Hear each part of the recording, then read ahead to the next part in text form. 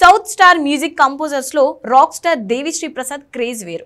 తన rocking music తో 2 దశాబ్దాల పాటు తెలుగు తమిళ భాషల్లో టాప్ ప్లేస్ లో కొనసాగాడు. ఎన్నో సినిమాలకు చార్ట్ బాస్టర్ ఆల్బమ్స్ అందించాడు. మాస్, క్లాస్, రొమాంటిక్ ఇలా అన్ని రకాల జోనర్స్ కి ఆయన ఫస్ట్ చాయిస్ గా మారాడు. అద్భుతమైన పాటలే కాదు, అదిరిపోయే బ్యాక్గ్రౌండ్ స్కోర్ తో ప్రేక్షకుల హృదయాలను కొల్లగొట్టాడు. మధ్యలో డిఎస్పీ క్రేజ్ కు కాస్త గ్యాప్ వచ్చిందన్న తమన్ హవా మొదలైన తర్వాత రేస్ లో కాస్త వెనుకబడిపోయినప్పటికీ మళ్ళీ కంబ్యాక్ అయ్యాడు.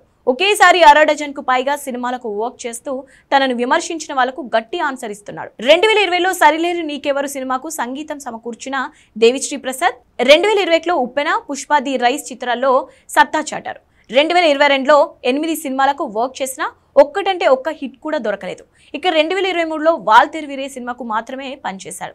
దీంతో అందరూ డిఎస్పీ పని అయిపోయిందనే కామెంట్స్ చేశారు. అయితే పుష్ప చిత్రానికి గాను ఉత్తమ సంగీత దర్శకుడిగా జాతీయ అవార్డుతో దట్ ఈస్ డిఎస్పీ అనిపించుకున్నాడు. పుష్ప మూవీ హిట్ తో క్రేజీ ప్రాజెక్ట్ అని మళ్ళీ దేవిశ్రీని వెతుక్కుంటూ వచ్చాయి. దీంతో దేవిశ్రీ మళ్ళీ ఫుల్ బిజీ అయిపోయాడు. ఎట్ ప్రెజెంట్ దేవిశ్రీ చేతిలో మొత్తంగా 6 డజన్ సినిమాలు ఉన్నాయి.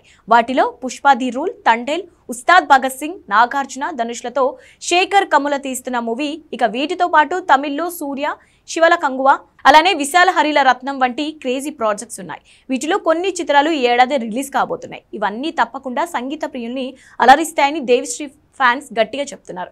అదే ఊపుతో రాబోయే రోజుల్లో రాక్ స్టార్ మరిన్ని చార్ట్ బాస్టర్ ఆల్బమ్స్ అందించాలని కోరుకుంటున్నారు.